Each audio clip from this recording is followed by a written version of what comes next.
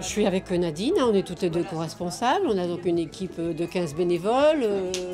Ici, toute personne qui se présente, elle est la bienvenue. On essaie aussi d'ouvrir aussi à la mixité sociale, parce qu'on se dit que c'est comme ça que les gens vont se sentir bien et qu'on va pouvoir les tirer vers le haut. On reçoit des vêtements ou de la vaisselle ou des choses pour la maison. Le principe, c'est qu'on trie, on met en rayon, on valorise aussi les produits. Et puis les personnes qui viennent ici, recherchent n'importe, de la vaisselle, des vêtements. Alors on partage un moment avec eux. Au-delà d'essayer un vêtement, d'acheter, des fois on discute, oui ça va pas. On essaie de les conseiller un petit peu s'ils nous le demandent, ou parfois même pour se promener aussi dans la boutique et puis échanger quelques paroles, boire un petit café, puis repartir, voilà, sans même rien avoir acheté, mais nous, c'est pas... Voilà, qu'on a échangé, on a passé un petit moment ensemble, quoi. Comme je vis seul, donc je suis dans mon petit coin. Quand j'arrive ici, je parle avec les dames qui sont ici. Je parle avec eux. Si je vois qu'il y a quelque chose qui m'intéresse, j'achète et je repars chez moi. Ça me fait du bien. Depuis 1 an et demi, je suis cliente dans cette boutique. Parce qu'ils ne sont pas très chers. Et on trouve tout ce qui est bien. Depuis que je suis là, je voulais faire du bénévolat. Marie-Thérèse m'a reçue. Je lui ai dit que moi, j'avais envie de faire du bénévolat. Je ne veux pas dormir à la maison.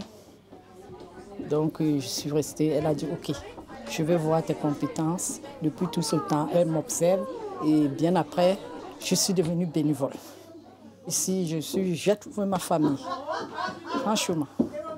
On est vraiment très très heureux. On a accueilli au moins 2 personnes, 3 personnes bientôt, qui sont devenues bénévoles. Ces personnes-là, elles sont sur le terrain et elles savent ce qu'elles ont vécu. Donc elles sont encore peut-être plus à même que nous à venir en aide aux personnes, parce qu'elles ont le même langage finalement.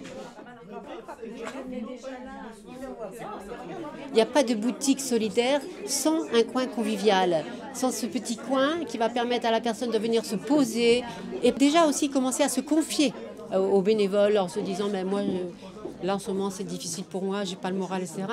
Petit à petit après on peut l'amener justement vers la boutique en disant choisis quelque chose, fais-toi plaisir. Et combien de fois on voit des gens se regarder dans la glace qui essaient un nouveau vêtement qui se disent moi finalement je suis bien. Ça veut dire qu'on leur redonne confiance à travers cela. Et l'atelier, c'est aussi donner du pouvoir d'agir à la personne parce qu'elle ne se rend pas compte qu'à travers ses mains, elle a des talents.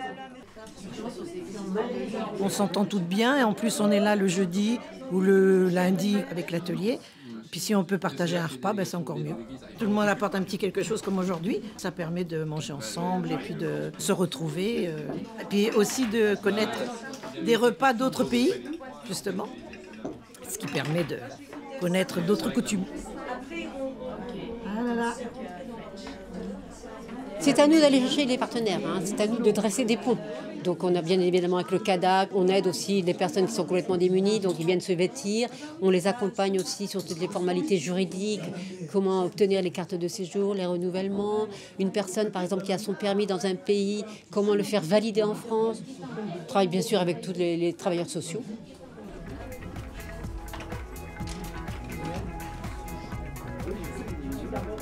Ce lieu se veut comme avant tout un lieu de convivialité. Donner du temps à la personne, simplement s'asseoir avec elle et l'écouter.